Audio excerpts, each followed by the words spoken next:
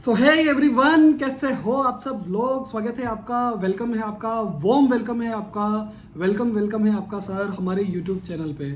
आज सर हम after a long break हम लोग स्टार्ट कर रहे हैं चैप्टर नंबर 10, जिसका नाम क्या है sir, review of financial information. जैसा कि मैं पहले भी बोलता हूँ, अगर हम लोग एसएम से पढ़ेंगे तभी आगे बढ़ेंगे। हम लोग एसएम से ही पढ़ेंगे और पास होंगे और अच्छे मार्क्स लेके आएंगे और अच्छे से एग्जामिशन लेके आएंगे। सर चैप्टर नंबर 10 खोल लीजिए, आपकी स्टडी मटेरियल खोल लीजिए, वर्ड टू वर्ड अपन स्टडी मटेरियल को पढ़ेंगे और समझेंगे। सर चैप्टर नंबर 10 क्या बोलता है, review of financial information. Sir review of financial information में ये क्या बात करता है, वो सारी चीजें हम लोग जानेंगे।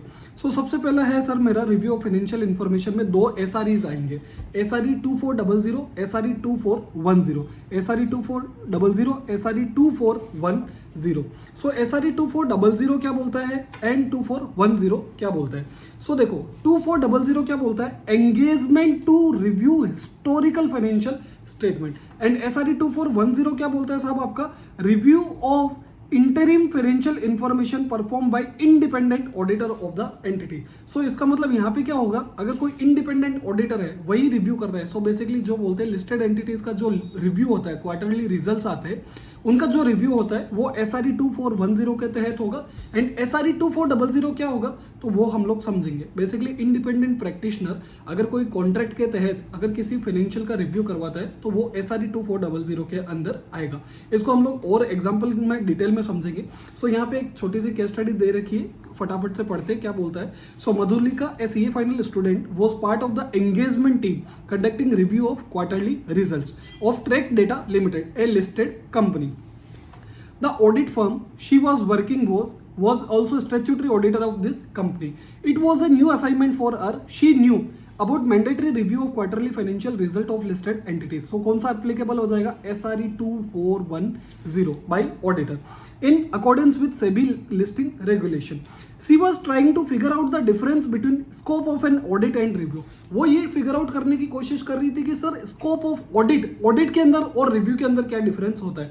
ऑडिट अगर मुझे करनी है तो मुझे क्या फॉलो करना पड़ेगा, स्टैंडर्ड्स ऑन ऑडिटिंग, लेकिन अगर मुझे रिव्यू करना है तो एसआरईज फॉलो करने पड़ेंगे। एसआरई कौन सा, 2400, एंड अगर मैं इंडिपेंडेंट ऑडिटर हूं और लिस्टेड एंटिटी का क्या कर रहा हूं, रिव्यू कर रहा हूं, क्वार्टरली फाइनेंशियल रिजल्ट्स दे रहा हूं, so what I will have to do, I will have to follow SRE 2410। ठीक है, ये एक छोटा सा डिफरेंस है जो शुरुआत में मैं आपको बता रहा हूँ। सर एसआरई 2400 में ऑडिटर होना जरूरत नहीं है। एसआरई 2400 वही ऐसा सीए या ऐसा प्रैक्टिशनर जो अदर देन ऑडिटर होगा वो एसआरई 2400 फॉलो करेगा। तो मैं सर रिव्यू एंगेजमेंट क्यों दूंगा, वो सारी बातें हम लोग आगे डिस्कस करते हैं। Why a review has been mandated by regulator, क्यों रिव्यू को रेगुलेटर ने मैंडेट किया। Does such an exercise involve carrying out of same procedure as in case of audit. अगर ऑडिट के ही प्रोसीजर होते तो फिर रिव्यू और ऑडिट में डिफरेंस ही क्या रहता और मुझे क्यों एसआरई बनाने की जरूरत पड़ती। If no, which type of procedure are mainly performed in such an engagement. ठीक है सब।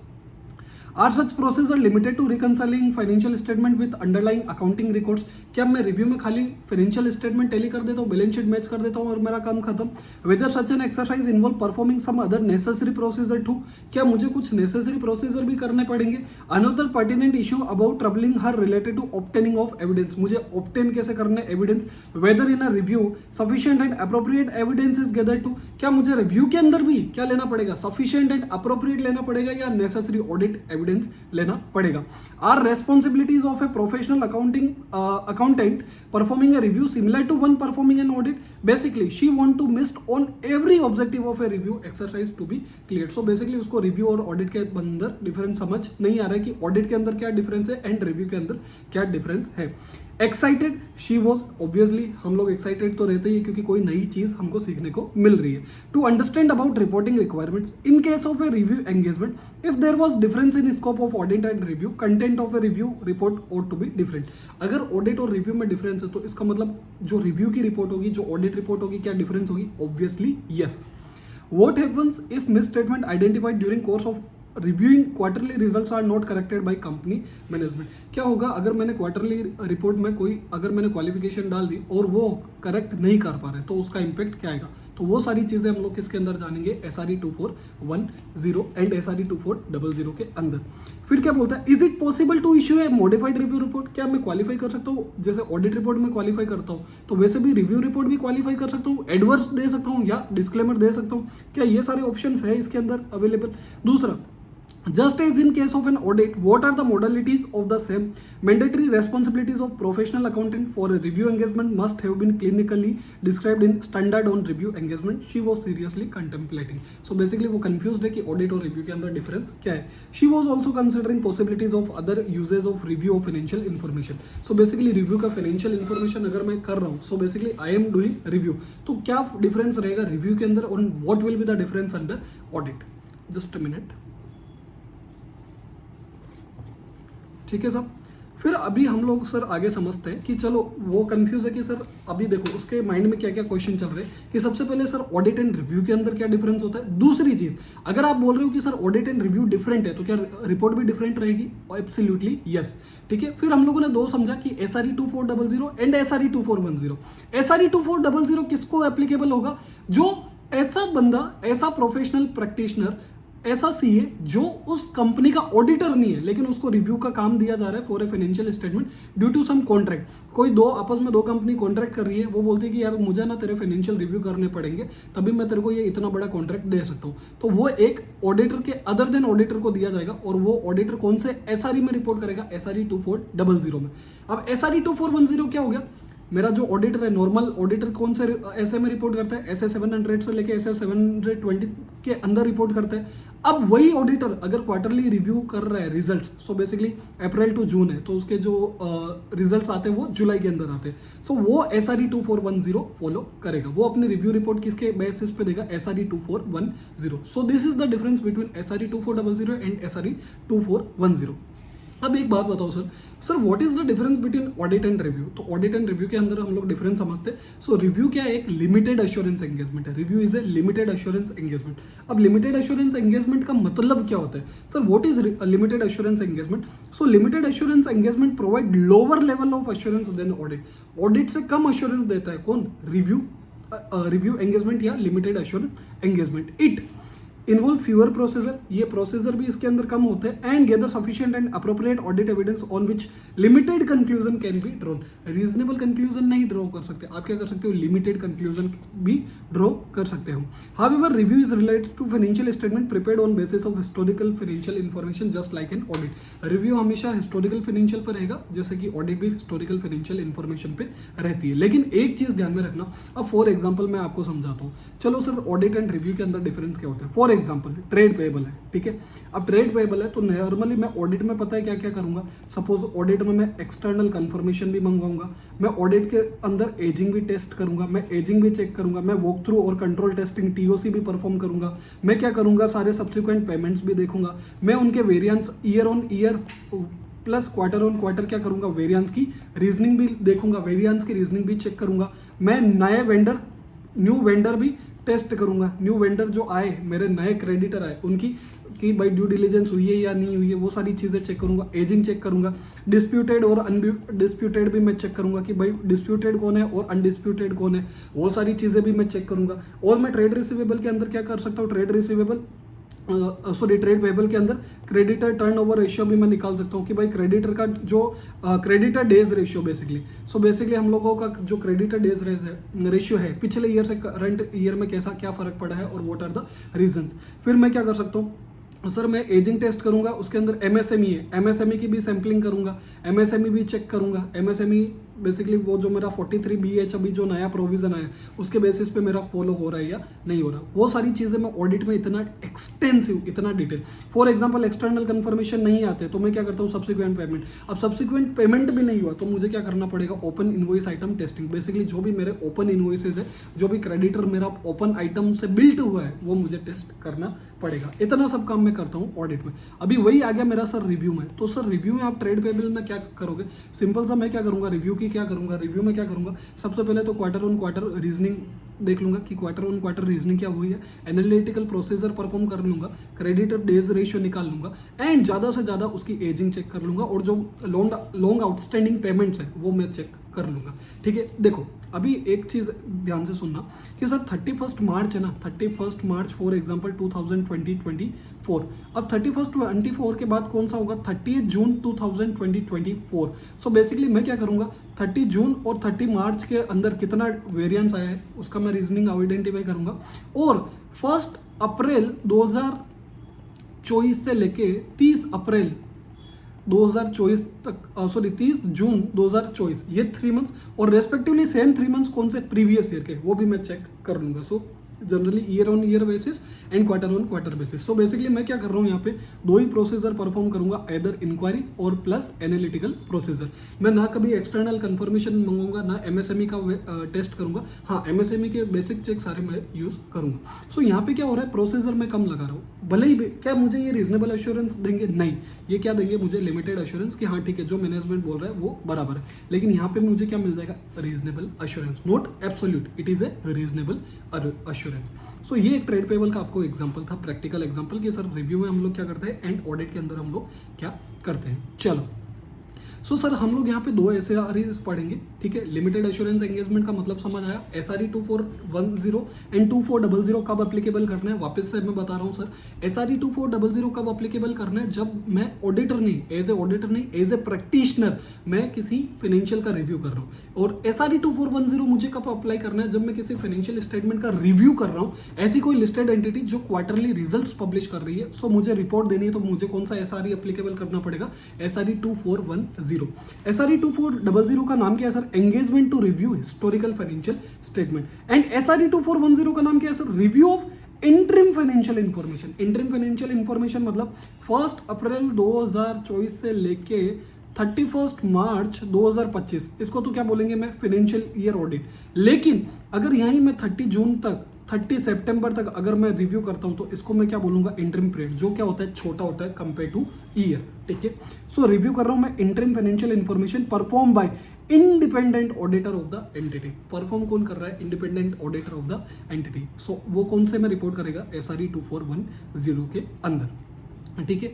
अभी SRE 2400 है, engagement to review historical financial statement. So SRE 2400 deals with the practitioner responsibility when engage to perform a review of historical financial statement when the practitioner is not the auditor of entities financial statement. MCQ के perspective से बहुत important है कि भाई अगर जब practitioner क्या नहीं होगा, practitioner will not be the auditor of that entity. So मुझे कौन सा SRE अप्लाई करना है, SRE 2400, the form and content of practitioner report, ठीक है सर। ये सारी चीजें रीड ओनली है। अभी सर आ जाइए हम लोग SRE 2400 का व्हाट इज द ऑब्जेक्टिव। सबसे पहले तो ऑब्जेक्टिव क्या है, SRE 2400 कब एप्लीकेबल करना है, 2410 कब एप्लीकेबल करना है, वो समझ आ गया।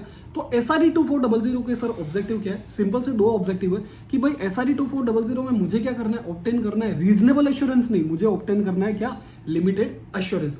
So I have to obtain limited assurance by performing inquiry and performing analytical procedure. Sir मुझे दो ही चीजें परफॉर्म करनी है, क्या, इंक्वायरी एंड एनालिटिकल प्रोसीजर। मुझे कोई एक्सटर्नल कंफर्मेशन नहीं करना, मुझे कोई एजिंग टेस्ट नहीं करना, मुझे ना कोई वॉक थ्रू कंट्रोल या टेस्ट ऑफ कंट्रोल करना है, मुझे सिंपल दो ही चीजें करनी है, क्या, inquiry and analytical procedure, and report on financial statement as a whole. So simple सी बात है सर कि रिपोर्ट करना है मुझे financial statement as a whole. So मेरा दो ही ऑब्जेक्टिव है, सिंपल सा प्यारा सा बड़ा सा क्यूट सा ऑब्जेक्टिव है कि सर आपको ऑब्टेन करना है क्या, लिमिटेड एश्योरेंस। किस पे, by performing inquiry and performing analytical procedure. आपको क्या करना है, ऑब्टेन लिमिटेड एश्योरेंस, एंड दूसरा रिपोर्ट करना है on financial statement as a whole. ये चीज ध्यान में रखना, एक चीज हमेशा ध्यान में रखना, हमेशा ध्यान में रखना कि अगर कभी भी ऐसा सर्कमस्टांसेस आ जाए जहां आप लिमिटेड एश्योरेंस, देखो रीजनेबल तो भूल जाओ, रीजनेबल तो जबरदस्त एश्योरेंस, रीजनेबल तो आप भूल जाओ, लिमिटेड एश्योरेंस भी ऑब्टेन नहीं कर पा रहे, और आपको लगता है कि अगर मैं क्वालिफाई भी करता हूं रिव्यू रिपोर्ट तो वो भी सफिशिएंट नहीं है, तो आपको क्या कर लेना है, विड्रॉ कर लेना है एंगेजमेंट से। सेम एज अपना ऐसे में जो हम लोग पढ़ते हैं कि अगर आप रीजनेबल एश्योरेंस ऑब्टेन नहीं कर पा रहे, यहाँ पे क्या नहीं कर पा रहे हो आप लोग, when you in all cases when limited assurance can not be obtain, so and modified conclusion is insufficient. अब मॉडिफाइड कंक्लूजन इनसफिशिएंट है तो आपको क्या करना है, प्रैक्टिशनर आइदर डिस्क्लेम करेगा, बेसिकली डिस्क्लेम दे देगा ओपिनियन का, और सबसे बढ़िया रास्ता क्या है, to withdraw from the engagement if withdrawal is possible, ठीक है। अगर विड्रॉल पॉसिबल है तो आप क्या कर सकते हो, विड्रॉ कर सकते हो। अभी ये टेस्ट और अंडरस्टैंडिंग है, कॉन्सेप्ट बिल्डर है, बहुत बढ़िया चीज़ है क्या बोलता है, Roma limited has entered into contract with Dorma limited. There is a condition in the contract by virtue of which Roma Limited is required to get its financial statement reviewed for a year on quarterly basis in accordance with the financial reporting provision of the contract. ये contract के basis में मुझे क्या करना पड़ रहा है, review करना पड़ रहा है. तो सीए कौन सा एसआरई फॉलो करेंगे सर, एसआरई 2400. यही अगर लिस्टेड एंटिटी होती और मुझे क्वार्टरली रिजल्ट्स पब्लिश करने पड़ते तो मैं कौन सा एसआरई फॉलो करता, एसआरई 2410. सिंपल. ठीक है सर. चलो, सो पहला टॉपिक हम लोगों ने क्या पढ़ा sir, what is the objective. So objective में दो चीजें पढ़ी हमने. ऑब्टेन करना limited assurance by performing inquiry and analytical procedure and report करना है on financial statement as a whole. And दूसरी चीज टेस्ट योर अंडरस्टैंड, दूसरी चीज मैंने क्या पढ़ी कि भाई अगर लिमिटेड एश्योरेंस आप ऑब्टेन नहीं कर पा रहे, you are unable to obtain limited assurance and modified conclusion is insufficient, तो you have to either disclaim an opinion और आइदर क्या करोगे आप, विड्रॉ कर लोगे from the engagement.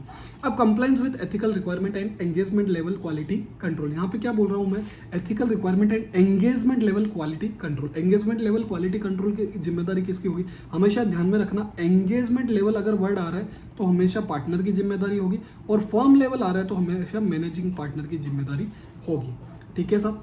So the practitioner shall comply with relevant ethical requirement. Engagement partner is responsible for overall quality review of the each engagement. Factor affecting acceptance and continuance of client relationship. Same हम लोग जो ऐसे 210 में पढ़ते कि भाई हमको client accept करना है या नहीं करना, तो व्हाट आर द फैक्टर.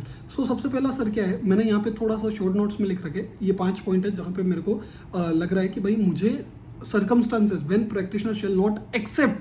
यहाँ पे क्या बोल रहा है, यहाँ पे उल्टा दिया हुआ है, नेगेटिव दिया हुआ है कि these are the circumstances where practitioner shall not accept review engagement. So ये 5 पॉइंट्स है. अगर आपको शॉर्टकट लिखना है, ये जो बेसिकली यहाँ पे ये और ये जो पूरी टेबल है इसको मैंने शॉर्ट में ये जो 5 पॉइंट्स है वो लिखे. अगर आपको लिखना है तो आप फोटो खींच सकते हो और आप शांति से आराम से लिख सकते हो. So basically circumstances when practitioner shall not accept review engagement. सबसे पहला, practitioner is not satisfied कि it is a rational purpose and review engagement is not appropriate. So basically practitioner satisfied नहीं है कि भाई review कि भाई rational ही नहीं है, कोई rational ही नहीं है कि मैं इसको review engagement को accept करूँ. कारण कि भाई practitioner को ऐसा लग रहा है कि ये review report गलत हाथों में जाने वाली, गलत इस्तेमाल होने वाला है. So it is not absolutely rational to perform review.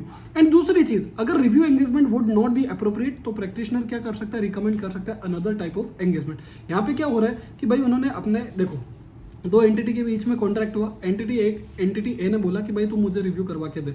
So entity B ने बोला ठीक है रिव्यू करवा दूंगा. तो इंडिपेंडेंट प्रैक्टिशनर को हायर करना पड़ेगा, वो इंक्वायरी और एनालिटिकल प्रोसीजर करेगा.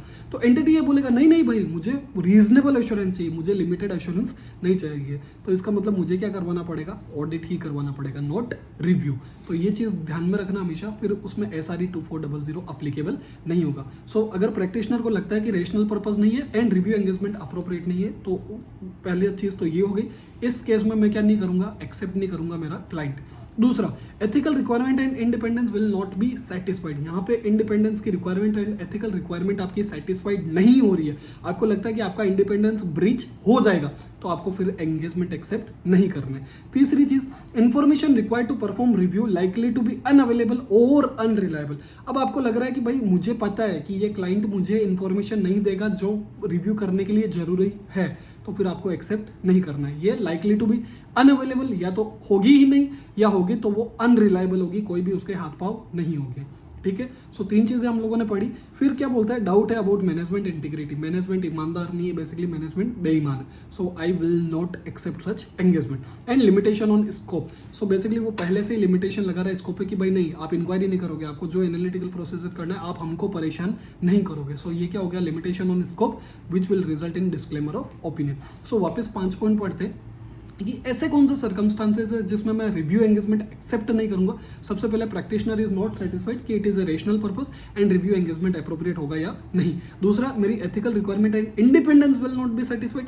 तीसरा, जो इन्फॉर्मेशन चाहिए मुझे रिव्यू के लिए वो क्या होगी, लाइकली टू बी अनअवेलेबल और अनरिलायबल. और मेरे को डाउट है about management integrity. And fifth one is मेरा लिमिटेशन लगा रहा हूं मैं किस पे, स्कोप पे, विच will result in disclaimer of opinion.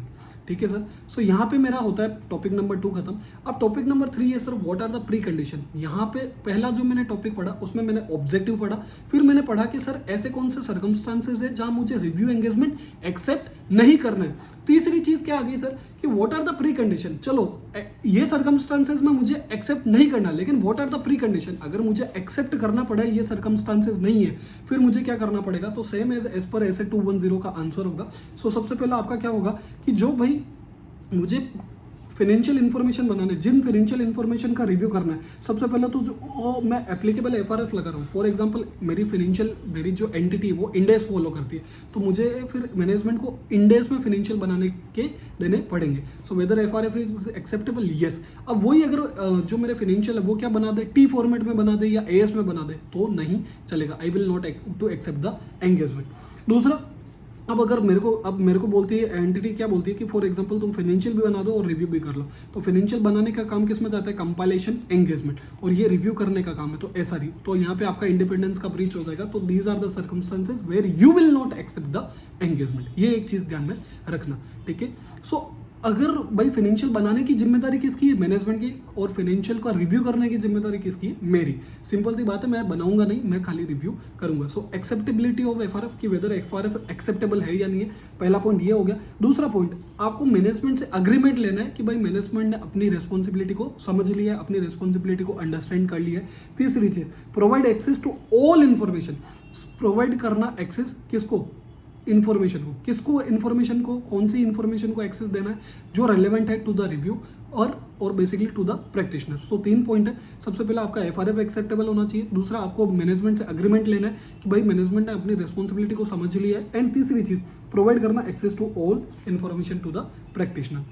अभी एक चीज ध्यान में रखना, मुझे सबसे पहले क्या लेना है, obtain the agreement of management. सबसे पहले मुझे मैनेजमेंट का अग्रीमेंट ले लेना, एंड मुझे देखना है कि भाई मेरे जो फाइनेंशियल स्टेटमेंट है वो in accordance with applicable FRF है या नहीं है। एंड मुझे ये ध्यान में रखना है कि जो इंटरनल कंट्रोल बनाने की जिम्मेदारी, जो मेरे फाइनेंशियल स्टेटमेंट है उन पे जो इंटरनल कंट्रोल अप्लीकेबल होगा, उस इंटरनल कंट्रोल को बनाने की जिम्मेदारी या उसको मेंटेन या डिजाइन या ऑपरेशन करने की जिम्मेदारी किसकी होगी साहब, मैनेजमेंट की होगी। सो मैनेजमेंट को फाइनेंशियल बना के देना है, मैनेजमेंट को एक अग्रीमेंट देना है कि भाई मैंने मेरी रिस्पॉन्सिबिलिटी को समझ लिया है, मैनेजमेंट को ही इंटरनल कंट्रोल प्लेस करने। तीसरी चीज, उसको प्रोवाइड करना है प्रैक्टिशनर को क्या, access to all information relevant to the preparation of financial statement, additional information जो प्रैक्टिशनर में रिक्वेस्ट, और unrestricted access to the person with in the entity. So 5 point थे simple. Obtain the agreement of management. दूसरा, management ने अपनी responsibility को understand कर लिया to provide access to all information. उसके अंदर सबसे पहला एक्सेस टू ऑल इन्फॉर्मेशन, फिर additional information and unrestricted access to the person with in the entity. अब एक चीज ध्यान में रखना, if the practitioner is not satisfied, practitioner shall discuss the matter with management और टीसीडब्ल्यूजी। सो यहाँ पे वो कौन सा ऐसे अप्लाई करेगा, ऐसे 260 और 265 कि भाई मुझे ये इन्फॉर्मेशन नहीं मिली है। If changes can not be made, the practitioner shall not accept the proposed engagement unless required by law और रेगुलेशन। सो फॉर एग्जांपल, अगर प्रैक्टिशनर कोई मैटर से सेटिस्फाई नहीं होता है और वो कुछ चेंजेस सजेस्टेड करता है तो वो चेंजेस भी नहीं होते तो he will not accept the engagement. एक चीज ध्यान में रखना, if it is discovered after the engagement has been accepted, practitioner is not satisfied, the practitioner shall discuss the matter with management और टीसीडब्ल्यूजी। सो बेसिकली अगर practitioner satisfy नहीं होता है और एंगेजमेंट को एक्सेप्ट कर लिया तो वो उसे क्या करना पड़ेगा, क्या मैटर रिजोल्व हो सकता है तो वो देख लो, और whether it is appropriate to continue with the engagement, क्या ये अप्रोप्रिएट रहेगा अगर मैं एंगेजमेंट से कंटिन्यू करूं। एंड तीसरी चीज, whether and if so how to communicate the matter in the audit report. So ये 3-4 चीजें आपको रहेगी। अभी ये सारा पॉइंट रीड ओनली है। सो बेसिकली मैं ये जस्ट आप रीड कर लेना सिंपल। वोट आर, अगर मैंने अग्री कर लिया to the terms of engagement तो मुझे मटेरियलिटी का ध्यान में रखना पड़ेगा। दूसरा, मुझे अंडरस्टैंडिंग लेनी पड़ेगी एप्लीकेबल एफआरएफ की। तीसरा, मुझे inquiry and analytical procedure perform करना है। दूसरा, what are the procedure to address specific circumstances and other procedure. Materiality मुझे ऐसे 320 के हिसाब से कि फॉर एग्जाम्पल इन्वेस्टर, जैसे मैं कॉन्ट्रैक्ट कर रहा हूँ तो कॉन्ट्रैक्ट में मेरा एसेट पे ज़्यादा फोकस है तो एसेट पे निकालूंगा मटेरियलिटी, सेल्स पे ज़्यादा फोकस है तो सेल्स पे निकालूंगा, परचेज पे ज़्यादा फोकस है तो परचेज पे, नेट प्रॉफिट पे फोकस है तो नेट प्रॉफिट पे, या फिर अगर मेरा ग्रोस मार्जिन पे फोकस है तो ग्रोस मार्जिन पे। सो बेसिकली इन्वेस्टर के लिए मटेरियल क्या है, what is the material to the investor, it will be our materiality. मुझे अंडरस्टैंडिंग लेनी होगी एंटिटी की अंडरस्टैंडिंग कैसे लूंगा, वेबसाइट से लूंगा, उसके एनुअल रिपोर्ट से लूंगा, उसके इंटरिम फाइनेंशियल इन्फॉर्मेशन से लूंगा, मैनेजमेंट से इंक्वायरीज करूंगा, वो सारी चीज़ें करके मैं अंडरस्टैंडिंग लूंगा एंटिटी की।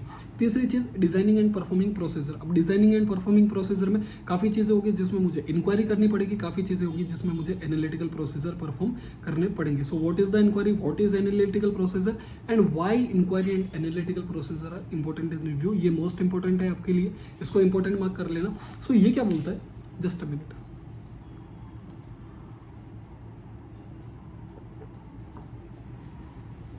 सो वाई, भाई हम लोगों ने ये समझा कि सर SRE 2400 में तो हमको दो ही काम करना है, इंक्वायरी करो और एनालिटिकल प्रोसीजर परफॉर्म कर लो, लेकिन ये इतना भी आसान नहीं है। Sir why inquiry and analytical procedure are review important and review, सबसे पहले क्या बोल रहे हैं, evidence obtain through inquiry is often the principal source of evidence, obviously yes, कि भाई प्रिंसिपल सोर्स होगा एविडेंस का। सो बेसिकली मैं कोई भी चीज़, कोई भी इंक्वायरी से ऑब्टेन करता हूँ, कोई भी source, so it will be my principal source of evidence about management intention। so management का intention मुझे कैसे पता चलेगा, बार बार इंक्वायरी करके। so basically आपको जैसे CA फाइनल में आपको कंसेप्ट की क्लैरिटी कैसे होती है, आप आइडियली बार बार पढ़ोगे, बार बार फैकल्टी को पूछोगे तो आपकी कंसेप्ट की क्लैरिटी ज़्यादा होगी।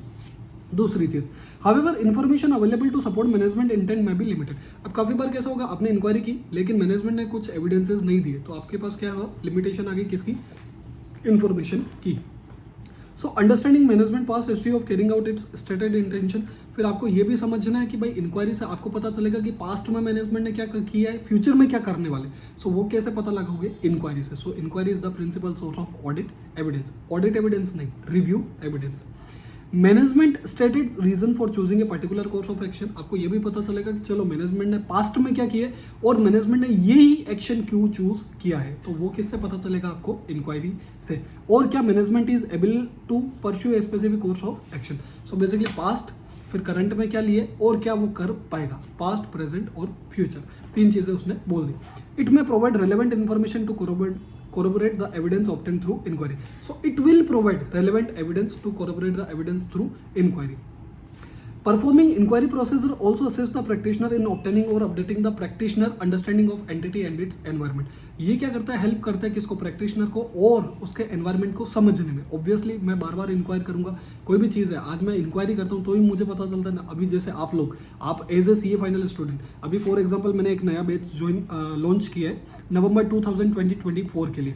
इवन दो मैंने इतनी डिटेल में वीडियो बना दी, लेकिन फिर भी आपको समझ कब आएगा, जब आप मुझसे इंक्वायरी करोगे प्रॉपरली, आप मुझसे कॉल करोगे कि सर मैंने आपको 7990722766 पे कॉल किया और मैंने आपसे इंक्वायरी की। तो इंक्वायरी करने के बाद मुझे ज़्यादा समझ आया, क्योंकि आप लोगों के पास इतना टाइम नहीं है कि आप मेरी डिटेल्ड वीडियो देखो। आप क्या करोगे कि सर को कॉल लगा लो, भाई आप बता दो कि सर क्या क्या बेनिफिट्स है, फटाफट शॉर्ट स्वीट शब्दों में बता दो और फटाफट खत्म करो। So we can understand very well better. So live class का यही फायदा है कि 2 वे कम्युनिकेशन होता है। देखो 1 वे में कभी भी समझ नहीं आता, फेस टू फेस क्लासेस में क्या रहेगा, जैसे अभी मैं लाइव क्लासेस ले रहा हूँ फॉर एग्जाम्पल, तो उसमें ज़्यादा अंडरस्टैंडिंग बैठती है। क्यों? क्योंकि वहाँ पे 2 वे कम्युनिकेशन होता है। यहाँ पे क्या होगा, आप किसी भी फैकल्टी का अगर आप ऑनलाइन वीडियो लेक्चर ले लोगे, परचेस कर लोगे, 6-7 हज़ार 8 हज़ार रुपये दिए, और यहाँ पे हम लोग क्या ले रहे हैं, ओनली 1500, लेकिन वहाँ पे 6-7-8 हज़ार रुपये भी खर्च कर रहे हैं और 1 वे कम्युनिकेशन भी हो रहा है। सो इंक्वायरी से क्या होगा, बार बार पूछने से क्या होगा, आपकी अंडरस्टैंडिंग ज़्यादा बिल्ड होगी। So this is the difference between inquiry, simple. ठीक है सर, आपने तो बड़ा इमोशनल एग्जांपल दे दिया। Yes exactly. चलो फिर सो बेसिकली इंक्वायरी से मुझे क्या पता चलता है कि मेरी अंडरस्टैंडिंग ज़्यादा बैठती है, किसके लिए, ऑर्गेनाइजेशन के लिए। अब एक चीज़ ध्यान में रखना, performing analytical procedure assist the practitioner in. So analytical procedure से क्या होगा, obtaining or updating understanding of entity and its environment to identify area where misstatement are likely to arise। so basically analytical processor से मुझे क्या पता चल जाता है, for example मेरी मार्च 23 एंड मार्च 22 अभी 200 करोड़ थी, 100 करोड़ थी। अभी मैनेजमेंट से मैंने जाके पूछा क्यों भाई 100 करोड़ का रेवेन्यू क्यों बढ़ा, तो उन्होंने बोला कि भाई हमारे 100 न्यू कस्टमर आए उसकी वजह से। अब मैंने एनालिटिकल प्रोसीजर परफॉर्म किया तो पता चला कि मैंने sales versus sales return ratio देखा, तो मेरा जो 200 करोड़ है इसमें से 50 करोड़ का तो सेल्स रिटर्न हो गया, तो सेल्स एक्चुअली कितनी हुई, 150 करोड़, है ना। और यहाँ पे कितना हो गया, यहाँ पे सेल्स रिटर्न रेशियो कितना था, खाली 10, तो 90 करोड़। सो बेसिकली भले ही मेरे 100 कस्टमर ऐड हुए, लेकिन मेरा जो रेवेन्यू है इतना सिग्निफिकेंटली इंक्रीज नहीं हुआ है। फॉर एग्जाम्पल यहाँ पे यहाँ पे मैं कर देता हूँ, फॉर एग्जाम्पल 90 कर देता हूँ, तो कितना हो गया मेरा 110। सो बेसिकली मैंने देखा कि भाई मेरा यहाँ पे सिग्निफिकेंटली इंक्रीज नहीं हुआ है, इवन दो मेरा 100 कस्टमर नए आए। 100 कस्टमर नए आके भी उन्होंने खाली कितने करे, 20 करोड़ ही नए करे, क्योंकि मेरा सेल्स रिटर्न का रेशियो भी जबरदस्त बढ़ गया। इसका मतलब क्या हुआ कि आइदर मेरे क्वालिटी में इश्यूज है, आइदर मैं क्वालिटी वाले कस्टमर कैप्चर नहीं कर पाया। So first point is that कि भाई मैं एनालिटिकल प्रोसीजर से और क्या होगा, अंडरस्टैंडिंग डेवलप होगी। दूसरा, मैं आइडेंटिफाई कर पाऊंगा inconsistency variances from expected trend. अब फॉर एग्जांपल सर आपने बोला कि सेल्स आपकी इंक्रीज हुई 20 करोड़ से, सो फॉर सेम वे आपके जो वेरिएबल कॉस्ट है वो भी 20 करोड़ से इंक्रीज होनी चाहिए। पता चलता है कि भाई सेल्स तो इंक्रीज हुई 20 करोड़ से और जो आपकी कॉस्ट है वो 40 करोड़ से कम हो गई, तो it is never possible, it is not possible. ठीक है। तीसरी चीज, प्रोवाइड करना corroborative evidence in procedure already perform. So आपने इंक्वायरी की, फॉर एग्जांपल आपने मैनेजमेंट से इंक्वायरी की, अरे यार मैनेजमेंट एक बात बताओ ना, आपकी सेल्स इतनी बड़ी लेकिन आपकी कॉस्ट कम क्यों हुई? तो मैनेजमेंट बोलेगा देख यार कैसा हुआ कि अब मैंने बल्क में क्वांटिटी परचेज की तो रॉ मटेरियल मुझे सस्ता मिल रहा था, जो मेरा मेजर पोर्शन होता है कॉस्ट का वो रॉ मटेरियल का होता है, तो रॉ मटेरियल सस्ता मिला। अब फिर मैंने क्या किया, मैंने प्राइसिंग वेरियंस किया, डे वाइज और वेंडर वाइज मैंने प्राइसिंग वेरियंस किया, तो पता चलता है कि भाई रॉ मटेरियल में तो कोई फर्क नहीं पड़ता है, जितना वेंडर और क्वांटिटी वाइज तो कोई फर्क नहीं पड़ा है ना, मुझे कभी भी क्वांटिटी डिस्काउंट मिला है जब मैंने प्राइस कंपेयर की। तो फिर मैंने मैनेजमेंट को जाके, तो ये मुझे कब पता चला, जब मैंने एनालिसिस किया, जब मैंने वेरिएंस निकाला, जब मैंने एनालिटिकल प्रोसीजर परफॉर्म किया। फिर ये क्या हो गया, कोरोबोरेटिव एविडेंस देता है। सो बेसिकली पहला आपको अपडेट करता है आपकी अंडरस्टैंडिंग, दूसरा इनकंसिस्टेंसीज आइडेंटिफाई करना। सो आपकी अंडरस्टैंडिंग हो गया, फिर इनकंसिस्टेंसीज हो गया, फिर कोरोबोरेटिव एविडेंस देता है आपको, और additional procedure as a serve करता है as a additional procedure. Example क्या हो गया, for example by comparative analysis of monthly revenue and cost figure across profit centre. So मैंने उससे बेटर आपको एग्जाम्पल दे दिया। What are the procedure to address specific circumstances. So मैं अगर इनको बोलूंगा ना these are the read only, नहीं, ये क्या है, जैसे 550 रिलेटेड पार्टी, तो यहाँ पे ऐसे 550 में जो दे रखा है ना वही सेम टू सेम छोटा सा थोड़ा सा उसका शॉर्टर वर्जन कि भाई हम लोग इसमें रिलेटेड पार्टी में क्या करेंगे। अब रिव्यू के टाइम रिलेटेड पार्टी, तो मुझे उसका क्या डिटेल डॉक्यूमेंटेशन करना है या जस्ट रिव्यू करना है, तो ये सिंपल क्या बोलता है कि आपको रिमेन रहना है अलर्ट, हमेशा अलर्ट रहना कि भाई ऐसा कोई अरेंजमेंट हुआ है क्या ड्यूरिंग द क्वार्टर या during the period of review जिसमें क्या हो सकता है रिलेटेड पार्टी ट्रांजेक्शन हो सकता है, और जो हो outside the normal course of business. तो आपको क्या करना है, मैनेजमेंट से इंक्वायर करना है about nature of those transaction, nature of those transaction, possible involvement of related parties और बिजनेस रेशनल। सो आपको अगर कोई रिलेटेड पार्टी पे शक होता है, सो आप क्या कर सकते हो, मैनेजमेंट से इंक्वायरी करो और सिंपल उसका नेचर जानो, क्या वो इन्वॉल्व है, वो बेसिकली रिलेटेड पार्टी है या नहीं है, और तीसरी चीज़ बिजनेस रेशनल है। ठीक है। सो फॉर एग्जांपल मैंने कहा कि भाई मैं एक कस्टमर है उसको मैंने 10 रुपये में प्रोडक्ट बेचा, और एक कस्टमर है उसको मैंने 8 रुपये में ही बेच दिया, और उसको मैंने बेची 1000 क्वांटिटी, इसको मैंने बेची 10,000 क्वांटिटी, 10,000 क्वांटिटी बेच रहा हूँ फिर भी 10 रुपया चार्ज कर रहा हूँ, और 1000 क्वांटिटी बेच के भी मैं 8 रुपये, भाई ये कौन लगता है, ये तरह सा है। तो वो बोलेगा नहीं sir, it is an emergency order, ये विन विन सिचुएशन, हमने भी इससे कुछ परचेज किया था इसीलिए उसने भी हमको सस्ते में दिया, इसीलिए हमने भी इसको सस्ते में दिया। तो दीज आर द अरेंजमेंट, क्या ये रिलेटेड पार्टी है, ऑब्वियसली नॉट। ठीक है। सो बिजनेस रेशनल क्या था। फिर फ्रॉड होता है या नॉन कंप्लाइंस होता है। फ्रॉड और नॉन कंप्लाइंस में जनरली क्या करते हैं हम लोग, एक क्वेश्चनर बना लेते हैं कि कंप्लीट एक questionnaire during the period of review के लिए, क्या whether there is any fraud और suspected fraud has been occurred in the entity, क्या कि आपने किसी एम्प्लॉय का, आपका विशल ब्लोवर रजिस्टर्ड ले लेते हैं हम लोग, उसकी कंप्लेंट सारी देख लेते हैं, सारी कंप्लेंट्स पढ़ लेते हैं। फिर जो आपकी प्रैक्टिसेस है, फ्रॉड से रिलेटेड प्रैक्टिस है, उसमें कोई फ्रॉड आइडेंटिफाई हुआ है या नहीं हुआ है। लीगल एंड प्रोफेशनल एक्सपेंसेस का ऑडिट कर लेते हैं, अदर एक्सपेंसेस में फ्रॉड फ्रेज सर्च करके वो सारी चीज़ें हम लोग करते हैं। सो बेसिकली उससे पता चल जाता है कि भाई एंटिटी में एक्चुअल फ्रॉड हुआ है या नहीं हुआ है। सो ये ऐसे 240 के हिसाब से करता है। अब गोइंग कंसर्न में सबसे पहले हमको क्या करना है, मैनेजमेंट से इंक्वायरी नहीं करनी कि भाई आपका फ्यूचर कोर्स ऑफ एक्शन क्या रहेगा, क्या आप जो आप प्लान लेने वाले हो, जो आप एक्शन लेने वाले हो, तो उसकी फेजिबिलिटी क्या है, और वेदर मैनेजमेंट क्या बिलीव करेगा। सो बेसिकली भाई अगर गोइंग कंसर्न कर रहे हो, गोइंग कंसर्न का असेसमेंट कर रहे हो, रिव्यू कर रहे हो, सो बेसिकली सबसे पहले आपको ये पूछना है कि what are the plans for future action, आप क्या एक्शन लेने वाले हो, और आपको क्या लगता है, क्या भरोसा है आपको कि भाई वो एक्शन लेने से मेरा फ्यूचर सिचुएशन इंप्रूव हो जाएगी, और फेजिबिलिटी क्या है उस प्लान की। सो ये सारी चीज़ें आपको पूछनी पड़ेगी।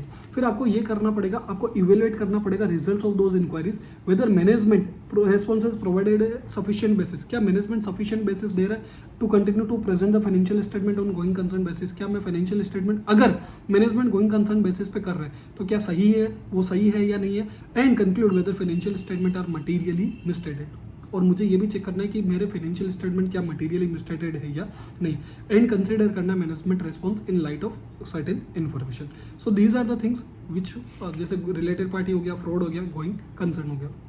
एक मेरा आएगा सब्सिक्वेंट इवेंट, मैं आपको बताता हूँ। For example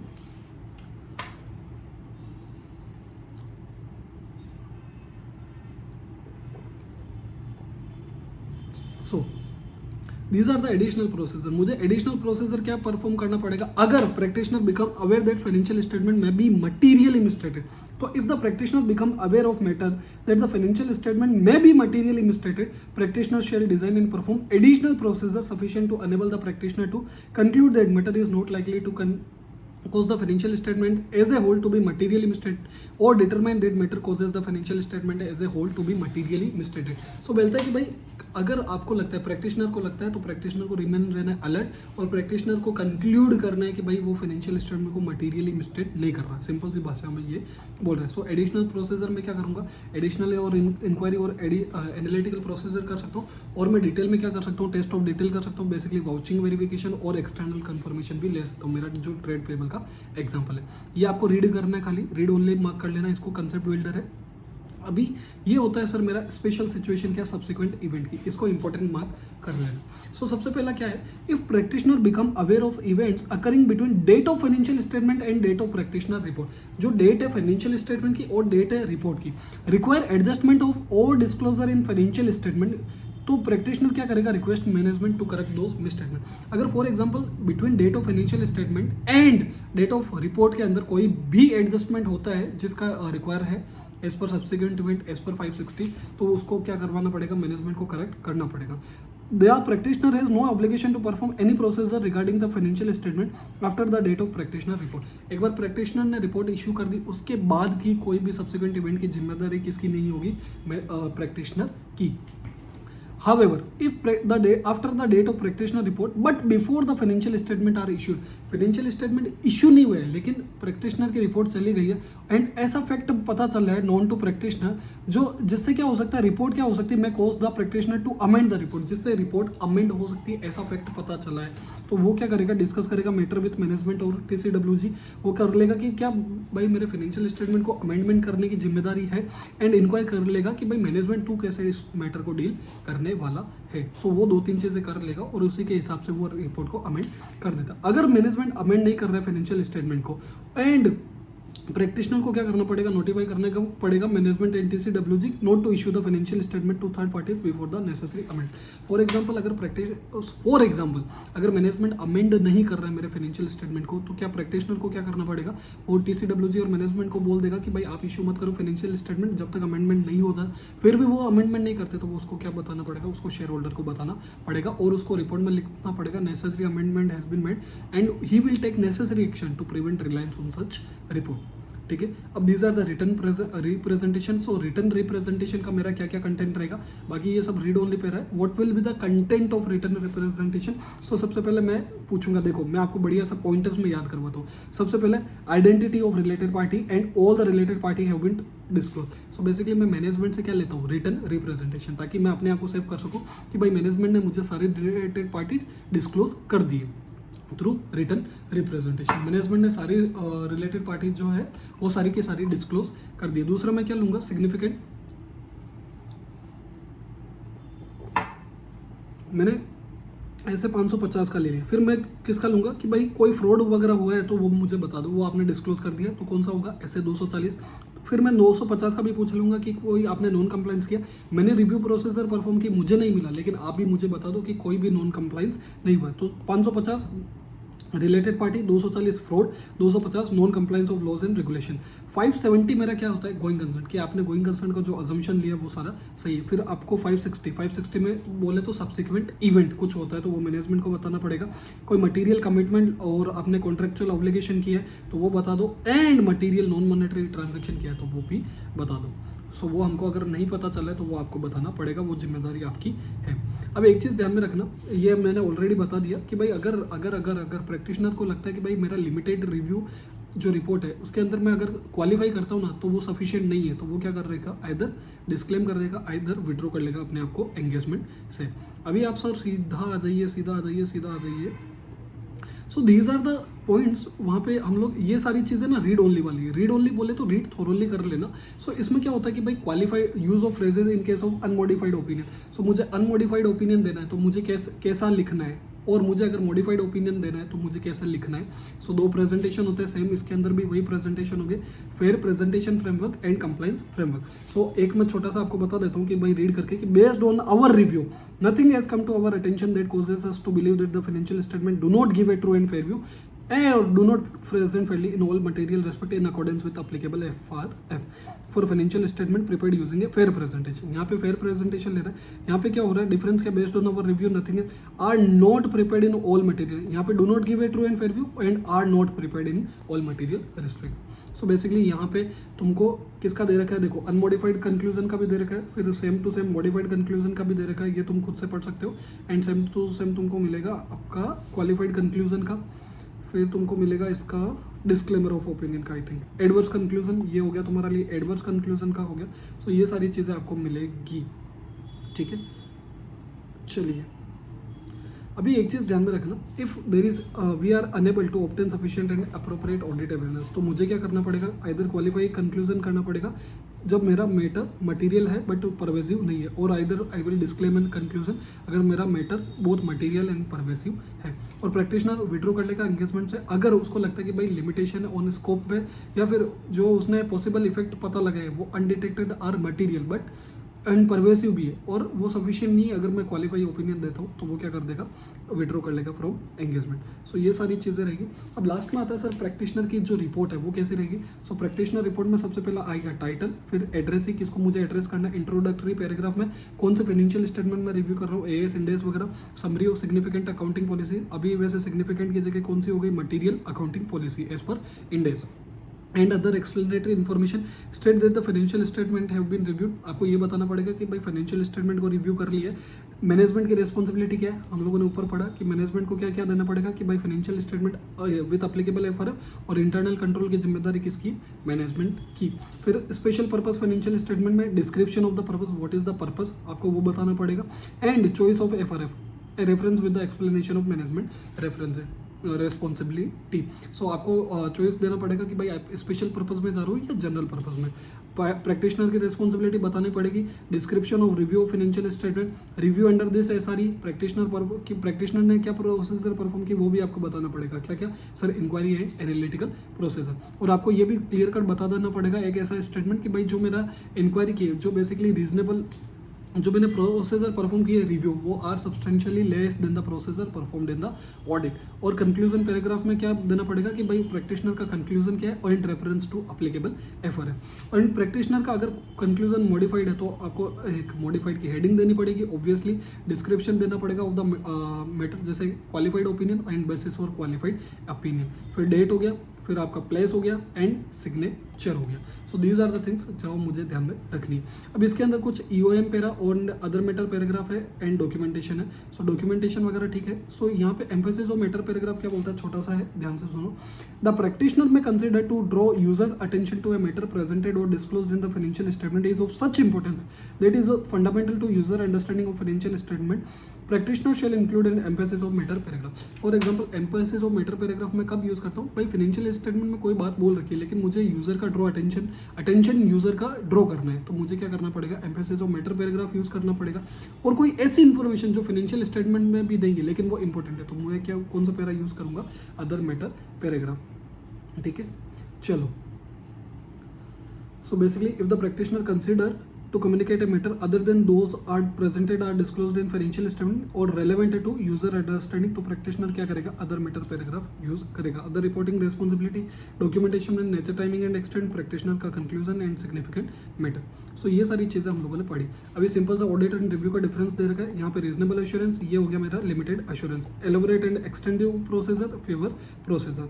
draw reasonable conclusion, draw limited conclusion. assurance opinion, assurance conclusion। so these are the points which we have learnt in SRE 2400। so यहाँ पे सर हमारा SRE 2400 खत्म होता है। नेक्स्ट वीडियो जो मैं अपलोड करूंगा वो है SRE 2410। ठीक है सर, SRE 2400 डिटेल में मैंने आपको पढ़ा दिया है एंड आपको मजा भी आ गया होगा। इसके साथ साथ आपको क्वेश्चंस भी कर लेना है। एक दो बार आप 1.5x में सुन लोगे तो आपका काम हो जाएगा। एक चीज़ आपको मैं एक स्पेशल अनाउंसमेंट भी कर देता हूँ सर, जिन बच्चों को लाइव बैच चाहिए, लाइव बैच किसका, सीए फाइनल ऑडिट का, सीए फाइनल ऑडिट का। कौन से अटेम्प्ट के लिए, नवंबर सर 2024 एंड ऑनवर्ड्स का। जिन बच्चों को लाइव बैच चाहिए सीए फाइनल ऑडिट का नवंबर 2024 एंड ऑनवर्ड्स का, सो हम लोगों ने चालू किया है सर। 1 जुलाई से चालू हो रहा है 2024 से। क्या क्या बेनिफिट्स रहेंगे वो ऑलरेडी मैंने डिटेल्ड वीडियो में बता रखा है, उसका लिंक मैं डिस्क्रिप्शन में आपको दे दूंगा। इवन तो आप मुझसे क्वेरी भी पूछ सकते हो किस नंबर पे 7990722766। सारी बैच की रिलेटेड इन्फॉर्मेशन आपको फ़ायदा, बहुत बढ़िया फ़ायदा मिलेगा। एंड सबसे बड़ी बात, सबसे मेन बात, ये खाली कॉस्ट क्या है 1500 ओनली। अगर आप 15 जून तक हमसे रजिस्टर करवा लेते हो 2024 तक, 15 जून के बाद और 31 जुलाई से पहले कितना हो जाएगा इसका प्राइस 2000 रुपीज़। सो ये चीज़ें ध्यान में रखना। एंड एक खास इंपॉर्टेंट बात, फॉर एग्जांपल आप हमसे नवंबर 24 के लिए रजिस्टर होते हो एंड आप किसी कारणवश आप क्लियर नहीं कर पाते हो, तो अगर आपको मई 25 भी हमारे साथ पढ़ना है, you can do November 25, you can read. So basically there is no limitation, आप जब तक पढ़ना है आपको हमारे साथ पढ़ सकते हो। हम तो यही चाहेंगे कि भाई आप फर्स्ट अटेम्प्ट पास हो, लेकिन कोई बच्चा होता है कि सर मैं क्लियर नहीं कर पाया, वापस मुझे रिवाइज करवाओगे आप, तो एब्सोल्युटली यस। फिर आपको चैप्टर वाइज टेस्ट सीरीज मिलेगी, आरटीपीज एमटीपीज पास्ट ईयर का क्वेश्चन पेपर सारा हो जाएगा। एंड एक बढ़िया बात ये भी है कि सर हम लोग आपको हैंड रिटन नोट्स भी बनाएंगे। सो ये सारे बेनिफिट्स मिलेंगे आपको लाइव क्लासेस के अंदर। सो रिवीजन वीडियोस में ऑब्वियसली किस पे डालूंगा, यूट्यूब पे, लेकिन वो थोड़ा डिटेल रहेगा, हैंड रिटन नोट्स रहेगा, डिस्कशन रहेगा। सो उसमें थोड़ा मजा आएगा एंड कॉस्ट भी कम है। आपको जो 7 से 8 हज़ार जो अदर फैकल्टीज है जो 7 से 8 हज़ार चार्ज करती है, वही क्वालिटी या उससे भी बेस्ट नहीं, उससे भी बेटर बेस्ट क्वालिटी, क्योंकि I will use only ICI का स्टडी मटेरियल, वही क्वालिटी मैं आपको दे रहा हूँ 1500 से 2000 के अंदर। I am not doing any marketing, लेकिन I am doing for my C A fraternity, for my CA student. Thank you so much. Hope so. You will crack the easily. You can crack the exam easily. Have a confidence about that. So don't worry about that. So मैं chapter wise फटाफट जैसे जैसे मुझे time permit करेगा, I will upload the videos of the rest chapter. Thank you so much. Have a nice day. Have a great exam. Thank you.